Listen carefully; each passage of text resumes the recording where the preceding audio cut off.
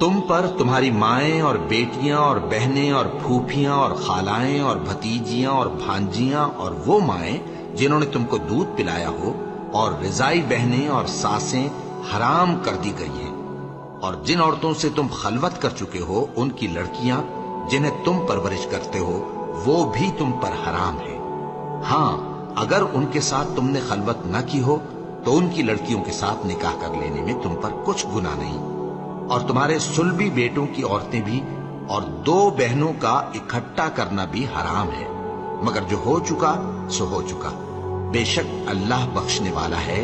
بڑا مہربان ہے۔ اور شوہر والی عورتیں بھی تم پر حرام ہیں مگر وہ جو قید ہو کر باندیوں کے طور پر تمہارے قبضے میں آ جائیں۔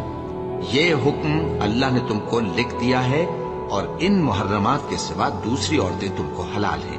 اس طرح سے کہ مال خرچ کر کے ان سے نکاح کر لو، بشرطے کہ نکاح سے مقصود عفت قائم رکھنا ہو، نہ کہ شہوت پرستی۔